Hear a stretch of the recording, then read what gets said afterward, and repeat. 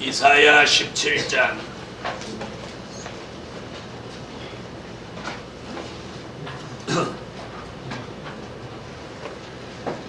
1절입니다. 다메섹에 관한 경고라. 보라, 다메섹이 장차 성읍 모양을 이루지 못하고 무너진 무더기가 될 것이라. 제가 한 절 읽으면 여러분이 한 절 받아 읽으세요. 2절 읽으세요. 하루에 그의 성들이 버림을 당하리니 양을 치는 곳이 되어 양이 늑대에 놀라게 할 자가 없을 것이며 에브라임의 요새와 다메섹 나라와 아람의 남은 백성이 멸절하여 이스라엘 자손의 영광같이 되리라. 만군의 여호와의 말씀이니라. 그날에 그의 영광이 쇠하고 보살진 몸이 파리하리니 마치 추수하는 자가 곡식을 거두어 가지고 그 손으로 이삭을 벤 것 같고 느바인 골짜기에서 이삭을 주운 것 같으리라. 그러나 오히려 줄 것이 나무리니 감람나무를 흔들게 가장 높은 가지 꼭대기에 실과 2~3개가 나무고 성원남의 가장 높은 가지 4~5개가 나무는 같으리라. 이스라엘 하나님 여호와의 말씀이니라.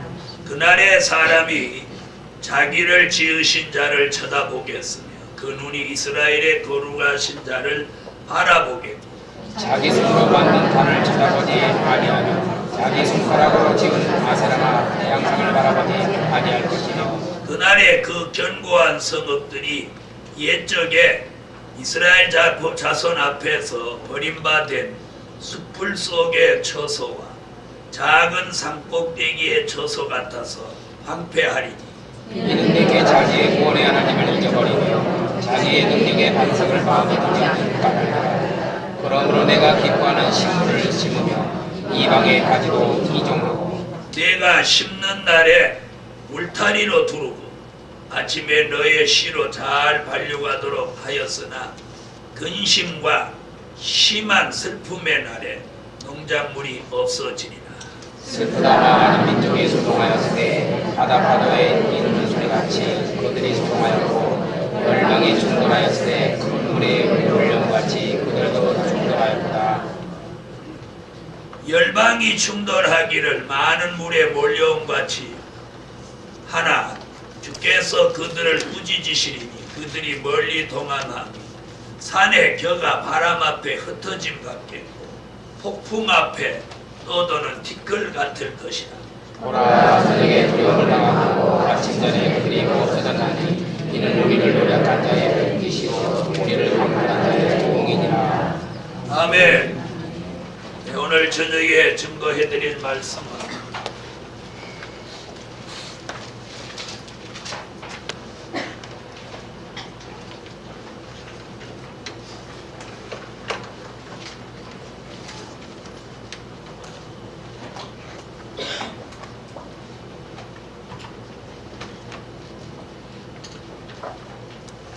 인간 종말의 비극. 인간에게 있어서 가장 큰 비극은 심판받는 게 비극입니다. 구원받아야 할 사람이 심판을 받는다면 그거보다 더 큰 비극이 어디 있습니까? 그래서 심판받는 게 비극입니다. 성도에게 있어서 비극은 떨어지는 게 비극입니다. 부패하는 게 비극입니다. 인간 종말의 비극은 세상의 비극도 있고 교회의 비극도 있고 종의 비극도 있고 성도의 비극도 있습니다. 오늘 이 말씀을 공부하는 것은 우리는 인간 종말의 비극에 속하지 않으려고 아멘. 오늘 밤 이 말씀 이사야 17장을 말씀 듣는 것입니다. 아멘. 인간의 비극은 뭐예요? 구원받아야 될 사람이 심판을 받는 게 비극이에요. 성도에게 비극은 뭐냐? 열매 맺어야 될 사람이 떨어지는 게 비극. 부패하는 게 비극입니다. 그 비극을 이사야 17장에서 지금 지적을 했어요. 첫째,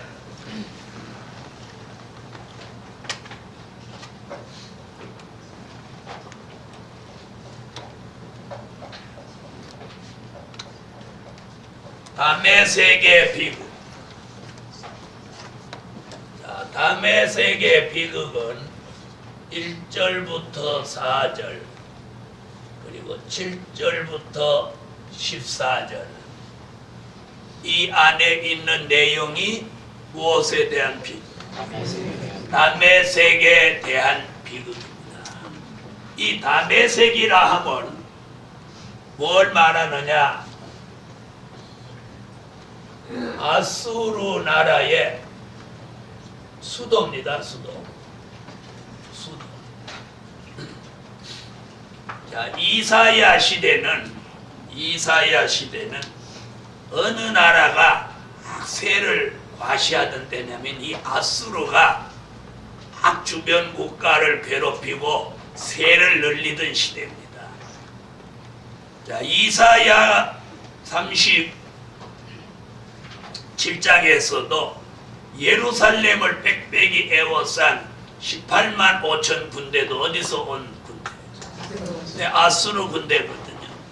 그래서 이사야 선지 당시는 이 아수르라는 북쪽에 있는 북방 아수르라는 나라가 아주 강대한 강국으로 막 침략을 일삼던 나라입니다. 그 나라 수도 서울이 어디냐면 다메섹이에요. 아수르라는 나라 수도가 뭐예요?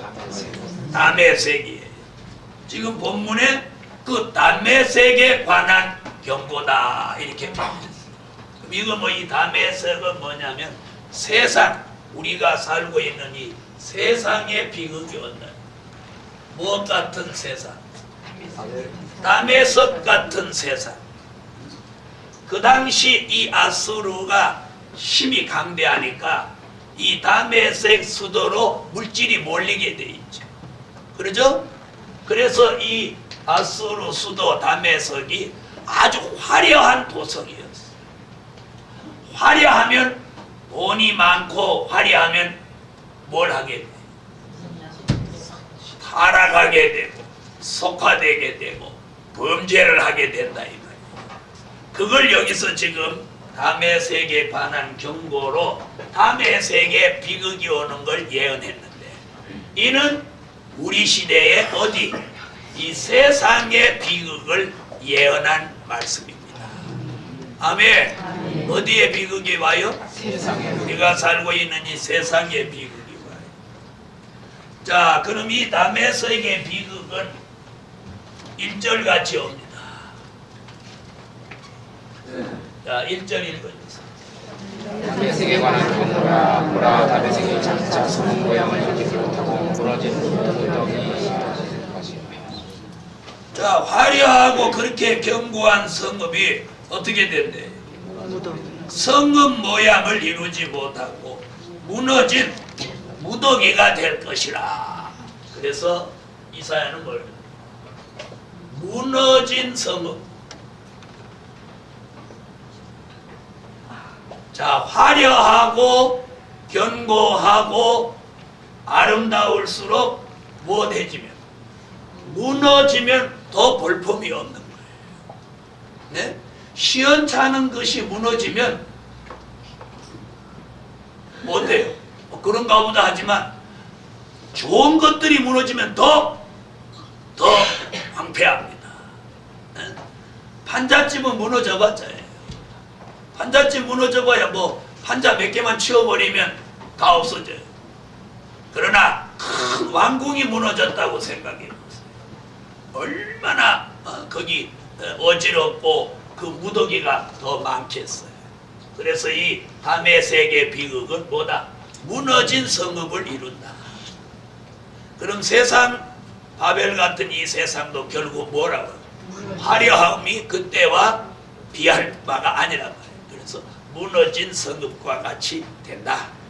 이게 다메섹의 비극이에요. 우리하고는 상관없는 거라도 이사야 17장 공부니까 잘 들어보세요. 그 다음 2절로 4절. 이스라엘의 성읍들이 버림을 당하리니 양무리를 치는 곳이 되어 양이 그때 놀라게 할 자가 없을 것이며 에브라임의 요새와 다메섹 나라와 에람의 남을 벼슬이 멸치하여 이스라엘 자손의 영광같이 되리라. 만군의 여호와의 말씀이니라. 그날에 야곱의 영광이 새하고 그 살찐 몸이 파리하리니. 예. 자, 인간의 모든 영광이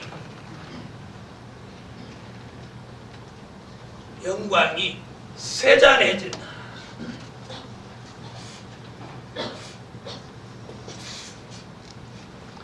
인간의 영광은 영광이라고 할 게 없어. 영광이라고 할 게 없어. 왜 영광이라고 할 게 없느냐? 여러분은 지금도 법원 앞으로 이렇게 다니면 산풍 무너진 자리를 보시면 산풍백화점이 그렇게 있다가 무너지니까 아무것도 아니에요. 높은 집일수록 무너지면 더 황폐하게 돼요. 그래서 오늘 여기 보니까 뭐라고 그랬어요? 요새 같고, 자, 영광이 이스라엘 자손의 영광이 영광같이 되지만 여호와의 말씀에 그날의 영광이 쇠하고 살찐 몸이 화려하게 된다. 그래서 인간의 모든 영광이 쇠잔해집니다. 그래서 하나님이 주시는 영광이 아니고 인간이 노력하고 수고하고 만들어진 영광은 아무것도 아닙니다. 그래서 오늘 이 다메섹에 관한 경고로 보여준 말씀이에요. 성읍은 무너져서 무더기가 되고 또 인간의 누리던 모든 영광은 쇠퇴하여 쇠잔해지고 맙니다. 그 다음 5절과 6절은 띄워놓고 건너갑니다. 이건 이따 다른 설교할 거니까 띄워놓고 7절부터 9절까지 그 눈이 이스라엘의 거룩하신 자를 바라보겠고 자기의 손으로 만든 땅을 쳐다보지 아니하며 자기 손가락으로 치는 아세라나 태양성을 바라보지 아니할 것이며 그날에 그 견고한 성읍들이 예적의 이스라엘 자손을 피해서 버림받은 속의 처소와 작은 산꼭대기의 처소 같아서 황폐하리니. 네. 자, 무슨 일이 지금 여기 나왔느냐면 아세라나 태양상을 바라보지 아니할 것이며. 자, 그러면 전에는 뭘 했다는 거예요? 전에는 그런 걸 했다는 얘기죠. 태양상 또 아세라상 이런 걸 알았다는 거예요. 그래서 우상을 섬기던 성읍이 황폐해진다. 다시는 그거 쳐다볼 필요가 없도록 무너진다는 얘기예요. 네? 그래서 다메섹이 무너지는 날 그들이 섬기던 무슨 상? 태양상, 아세라상을 다시는 쳐다볼 기회가 없어. 왜요? 멸망을 받으니까. 네. 이래서 우상 섬기던 성읍이 황폐해진다. 네. 황폐해진다. 그러면서 누구를 바라보는? 이스라엘의 거룩하신 자를 바라보게 된다. 네? 이스라엘의 거룩하신 자를 바라보아야 될 사람이 태양상, 아세라상을 섬기던 그 성읍. 그 성읍이 어디예요? 아스로스도 다메섹이란 말이에요. 오늘 아침에도 진날 이렇게 오면서 맨날 절 앞으로 오면서 저런 돈도 많다. 돈이 왜 일을 안 오고 그리만 가는 거예요. 그래가지고 얼마 전에 옆에다가 웨딩홀까지 막 그럴싸하게 지어놨어요. 그래가지고 또 이제 거기서 결혼식하고 돈 더 내도록 만드는 거예요. 자, 거기는 그렇게 점점 돈이 많아지는 거예요. 그 돈이 정말 하나님의 영광을 위해 쓰여져야 돼요. 오늘도 오면서 그랬어요. 그냥 저걸 싹 드러내고 거기다 교회를 하면 얼마나 좋겠어요. 자리는 딱이잖아요. 강남에서 가장 좋은 자리, 그거 딱 진치 만들. 거기 올 때마다 여호와야, 거기 섬기는 사람 뒤로 자빠질 일이지만 우상을 얼마나 섬겼든지 그 우상 섬기던 그 다메섹이 비극을 당한다. 멸망한다. 네. 어느 나라든지 우상을 막 섬기는 나라는 망합니다. 망하게 돼 있어. 그 나라는 오래 못 가. 우리나라도 예수 믿으면서 우리나라가 예수 믿는 교회가 많아지면서 이만큼 사는 거예요. 여러분 그렇게 생각하지 않아요? 그래서 니네들은 우리 때문에 사는 거야. 자부심을 가져요. 저는 그렇게 생각해요. 저는 비행기 딱 타면 그래요. 오늘 여기 있는 사람 나 때문에 다 안전한 거야. 꼭 그렇게 말하고 속으로 오늘 여기 타신 분들은 오늘 죄정 때문에 여기 다 안전한 거야. 그런 자부심을 여러분도 가져요. 지하철 딱 타면서 그래요. 당신들은 다 오늘 나 때문에 안전하게 된 거야. 하나님 지켜줘요. 그래서 우상을 섬기는 성읍 다메섹이 비극이 뭐냐? 종말이 오는 거야. 자, 그 다음 10절로 11절. 이는 내가 자기의 구원의 하나님을 잊어버리며 자기의 능력의 반석을 마음에 두지 않는 까닭이라. 그러므로 내가 기뻐하는 식물을 심으며 네가 무능의 작가지도 이정하고 네가 심는 날에 불달이 나고 아침에 너의 힘과 심한 힘의 날에. 자, 다메섹 도성이 황폐하게 되는 것은 10절에 그 다음에 이는 내가 자기의 구원의 하나님을 잊어버리며 자기의 능력의 반석을 마음에 두지 않은 까닭이라. 원인이 여기 있어요. 자, 누구를? 구원의 하나님을 잊어버린 까닭.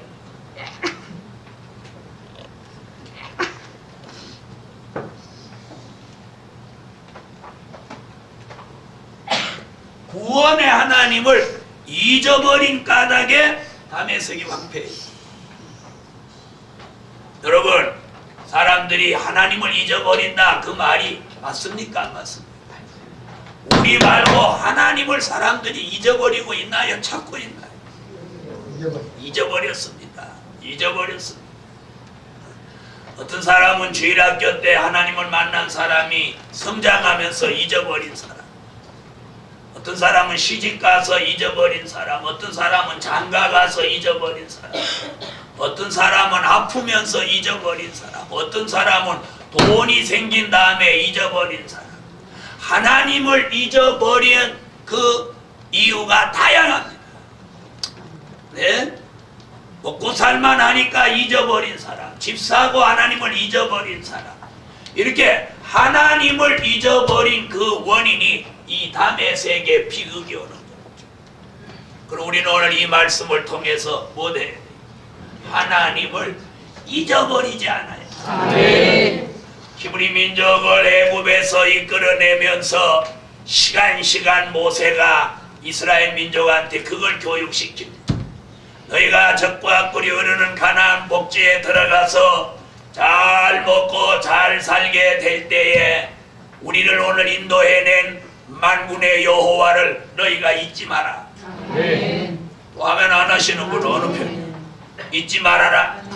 너희가 잊어버리면 너희가 그 땅을 또 잊어버리고 너희가 환난을 당하고 또 이렇게 나그네같이 정처 없이 방황하게 될 것이다.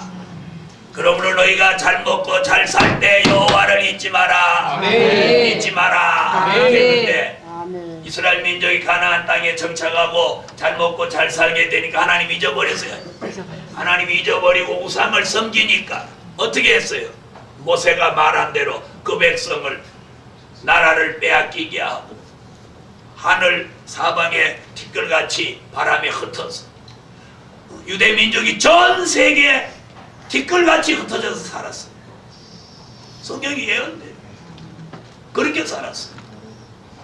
유대 민족이 세계 어디 가든지 있듯이 우리나라 사람도 이제는 세계 어디 가든지 있어요. 똑같아. 유대 민족하고 우리 민족하고. 네? 그게 성경의 예언이에요. 그래서 오늘 여기도 보니까 구원의 하나님을 잊어버리고 또 뭐라 그랬어요? 자기의 능력의 반석을 마음에 두지 않은 까닭이다. 이 능력의 반석은 누구예요? 네. 능력의 반석은 예수입니다. 예수라는 말씀이 어디 있느냐? 고린도전서 10장 4절입니다. 반석은 그리스도 주시라. 아멘. 자, 이래서 다메섹 도성이 비극을 맞이하는 건 오늘의 예언입니다. 구원의 하나님을 잊어버리고 또 능력의 반석이신 예수를 어디에 두지 않는가? 마음에 두지 않는 까닭이다. 그 능력의 반석이신 예수를 내 마음에 둔다는 건 심령의 성전이다. 네? 오늘 저녁에 우리는 이런 다메섹 같은 비극을 거치지 않기 위해서 두 가지를 바로 해야 돼요. 자, 하나는 우상을 섬기지 않고 누구의 이름을? 자기를 지으신 여호와를 쳐다보아야 하겠고 또요 구원의 하나님을 잊어버리지 않아야 되겠고 능력의 반석이신 예수를 마음에 두고 살아야 돼. 할렐루야. 이 머릿속에서는 하나님을 잊지 말고 이 마음에서는 반석이 되시는 능력의 반석이 되시는 예수를 마음에 둬야 돼. 아멘. 자, 이것이 다메섹 같은 비극을 겪지 않는 역사입니다. 그 다음 12절로 13. 보다 많은 민족이 소동하였으되 보다 바다의 같이 거기서 열방이 축전하였으니 그 멀지대 몰려가 지금을 열방이 축전하기를 많은 물에 몰려가 지금을 그들이 멀리서 마음이 산에 그가 바람에 흩어지고 앞에 도라를 같을 것이라. 17장 12절로 14절은 뭘 말씀한 거니? 자, 바다가 충돌하는 열방이 충돌하기를 많은 물에 몰려온 같이 하나. 자, 이 무슨 얘기냐면 바다는 혼란한 세상을 말했어. 혼란한 세상. 그래서 여기 지금 슬프다 많은 민족이 소동하였으되 바다 파도에 뛰노는 소리같이 그들이 소동하여 열방이 충돌하였으되 큰 물이 몰려온같이 그들도 충돌하였도다. 열방이 충돌하기를 많은 물에 몰려옴과 같이 하나 주께서 그들을 우지지시리니 그들이 멀리 도망하니 산에 겨가 바람 앞에 흩어진 같겠고 폭풍 앞에 떠드는 티끌 같을 것이라. 다시 말한 거예요. 주께서 어디를 꾸짖으셔요? 혼란한 이 바다 같은 세상을 뭐 하시기를? 심판하기 위해서 꾸짖으신다는 거예요. 서로 충돌하고 부딪히고 소동하며 사는 이 세상, 에? 충돌하고 부딪히고 소동을 하고 사는 이 세상, 다메섹 같은 세상을 주께서 꾸짖으신다. 그러므로 심판을 받고 다메섹에 비극이 온다. 아멘. 두 번째, 오늘 중요한 건 두 번째.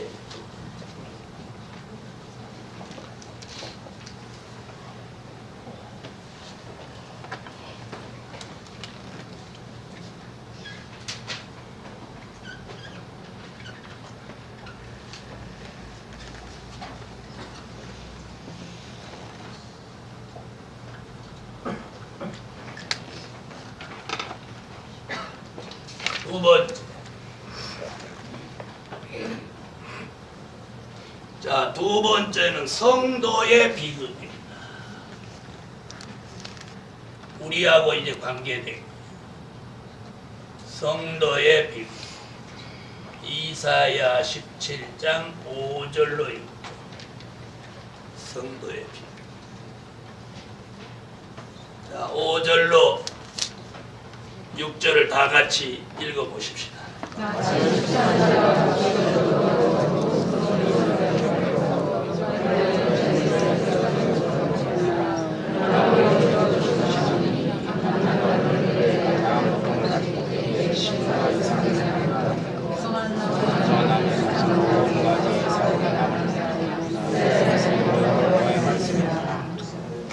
아멘. 자, 성도의 비극은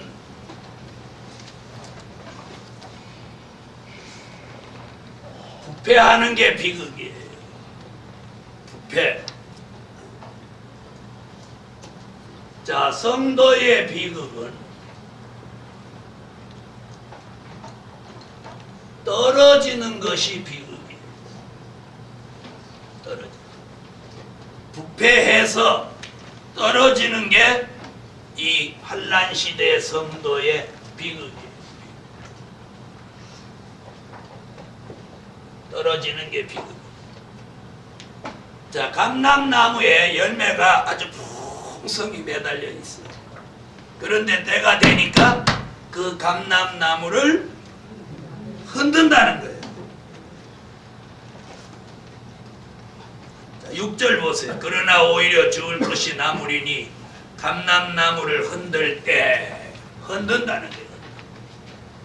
자, 흔든다는 거 이거 조심해야 돼. 흔든다. 흔든다. 교회를 흔들어요. 가정을 흔들어요. 생각을 흔들어요. 마음을 흔들어요. 이럴 때 어떻게 해요? 막 흔들어요. 그럼 어떻게 해야 돼? 정신없어요? 흔들 때 흔들리지 않아요. 흔들리지 않아요. 자, 굉장히 중요한 건 마음과 생각을 흔든다. 자, 마음과 생각을 흔들 때 어떻게 해야 떨어지지 않느냐. 떨어지는 게 비극이라. 생각과 마음을 흔들 때 흔들리지 않고 떨어지지 않는 방법은 기준이 바로 서 있어요. 기준이 딱 서 있어요. 이 말 알아들었어요? 기준이 딱 서 있으면 아무리 마음과 생각을 흔들어도 그 마음과 생각에 못 없어. 변동이 없습니다. 못 있기 때문에.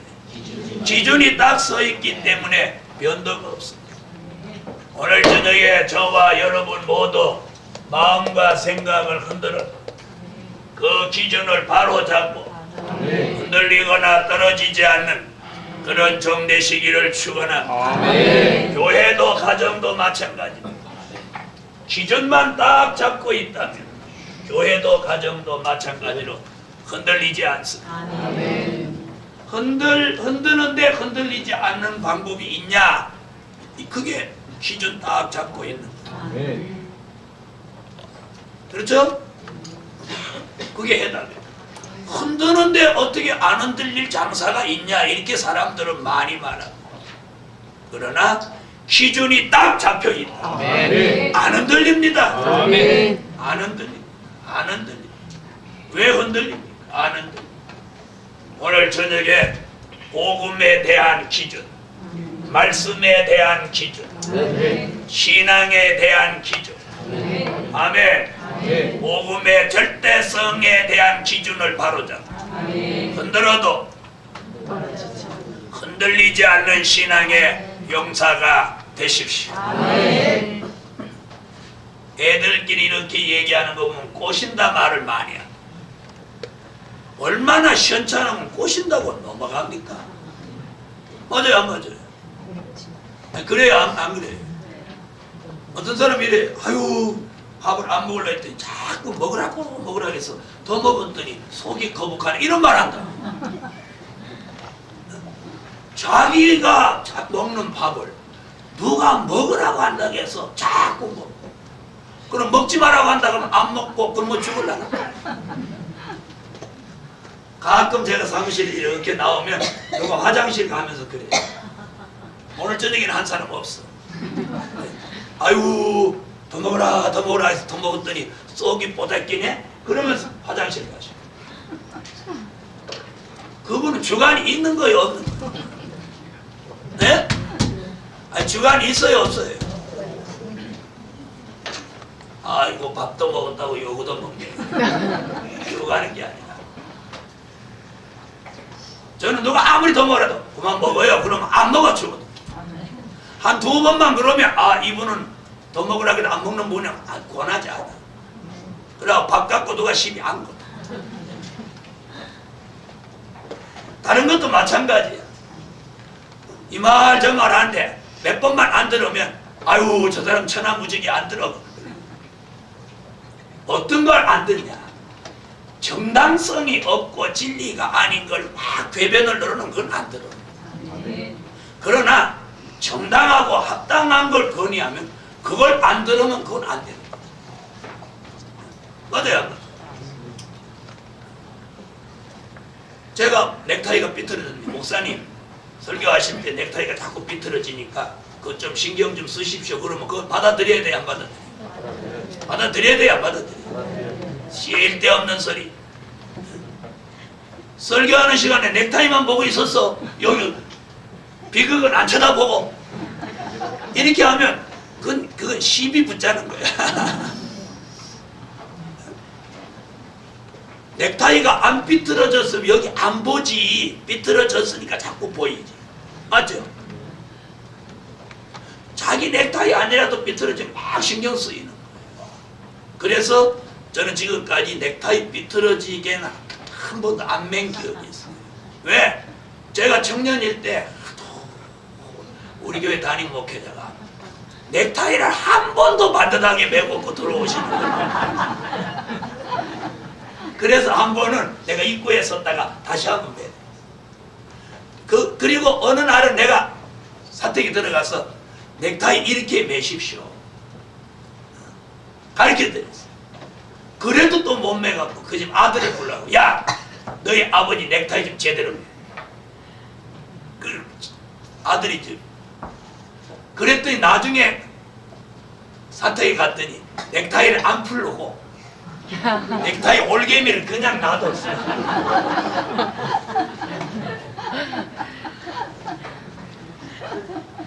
이래갖고 옷에다 딱 걸어놨어. 왜? 이 풀으면 다시 이렇게 맬 자신이 없어. 그래서 내가 생각이 내가 넥타이 갖고 너무 심하게 말했나. 넥타이 말씀을 주의 종에게 한 거 자신을 위해서 그러는 거요, 주의 종을 위해서 그러는 거예요. 사람이요 신사복을 멀쩡히 해서 넥타이 삐뚤어지게 하면 풍수같이 보여요. 예? 맞아요, 안 맞아요? 맞아요. 그리고 젊은 사람이라도 안경 이렇게 내려 쓰고 안경 너머로 사람 이렇게 쳐다보고 꼭 할아버지 할머니 같아요. 맞아요, 안 맞아요? 예? 맞아요, 안 맞아요?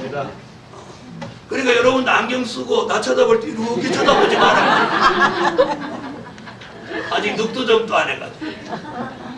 그래서 여러분한테 그렇게 보일까봐 나 안경 안 쓰는 거야. 자, 이래서 비극이 뭐냐? 흔들 때 왜 흔들리냐 말이야. 그죠?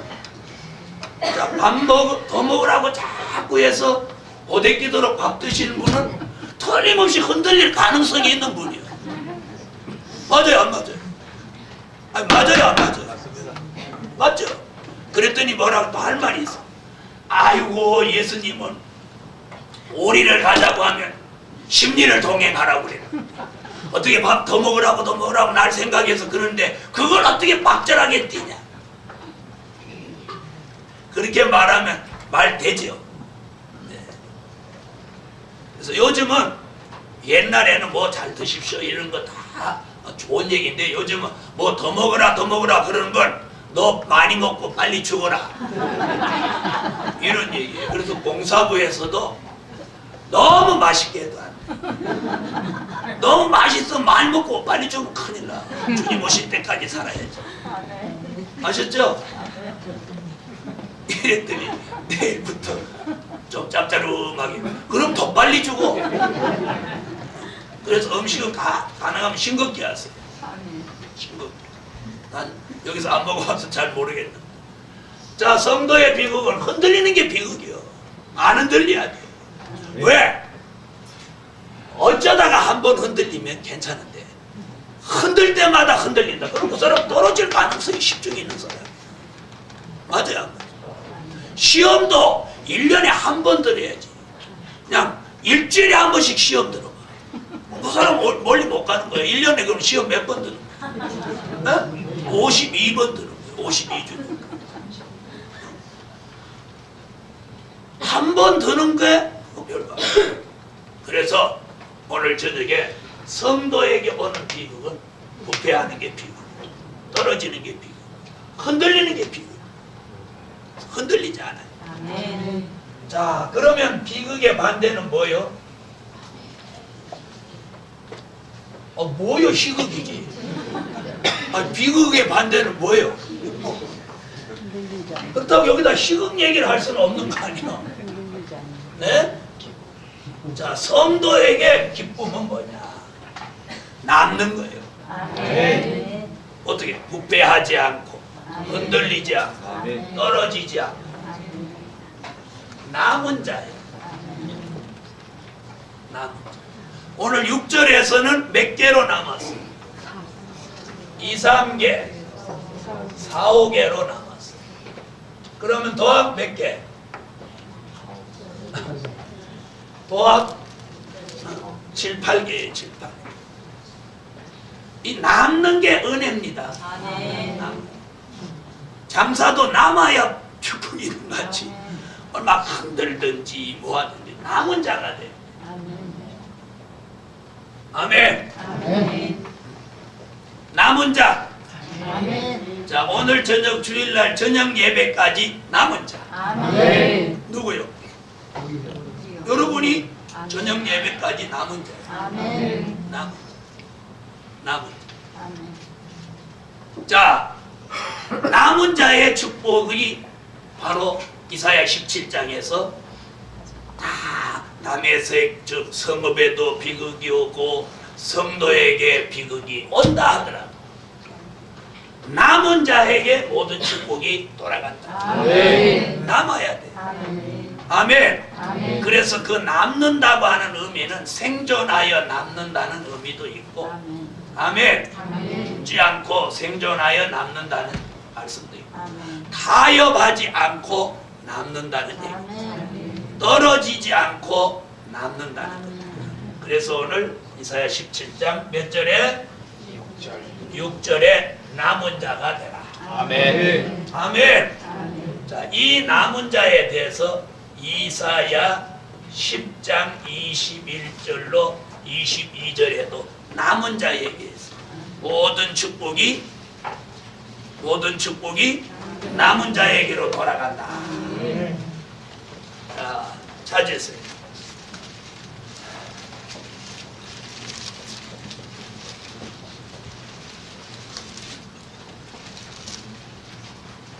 읽으세요. 남은 자 곧 야곱의 남은 자가 능하실 하나님을 돌아올 것이라. 이스라엘의 백성의 바다에 내가 펼치고 남은 자들과 우리 정치는 공의로 해면이 적정. 이 선지자들마다 특성이 있는데 특별히 남은 자에 대한 건 아모스라는 선지자가 남은 자 얘기를 제일 많이 했어요. 자, 성경 찾으세요. 아모스 3장 12절.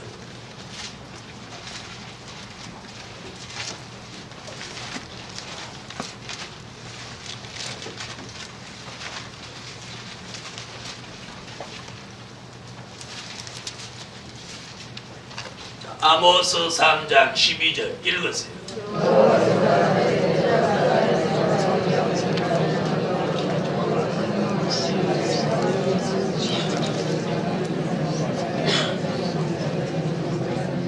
사자가 양을 잡아다가 다 먹어버리고 마지막 입속에 아직 안 넘어가고 있는 귀조각과 두 다리가 입속에 남아있다. 그럴지라도 그걸 건져낸다. 그 남아있는 걸 건져낸다. 아멘. 그 다음에 아모스 5장 3절.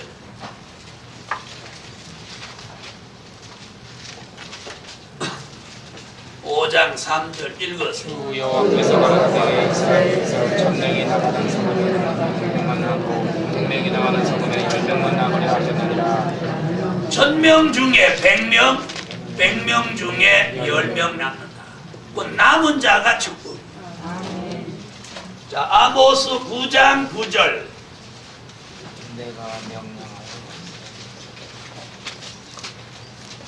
9장 9절 읽으세요. 내가 명령하여 사람들과 함께 지내라고 음식을 지내라고 하시느니라. 그 하나님이 땅에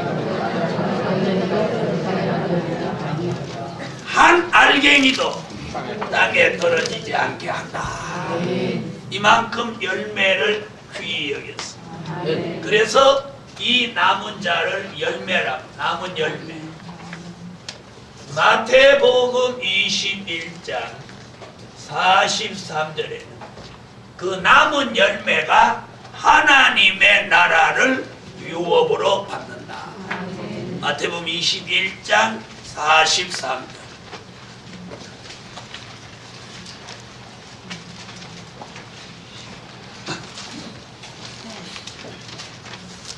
마태복음 21장 43절. 자, 찾으셨으면 읽어보세요. 그러므로 내가 너희에게 이르노니 하나님의 나라를 빼앗기고 그 나라의 열매의 백성이 받으리라. 네, 열매 맺는 백성이 하나님의 나라를 유업으로 받으니 마태복음 3장 12절에도 알곡을 모아 곡간에 넣는다라고 했습니다.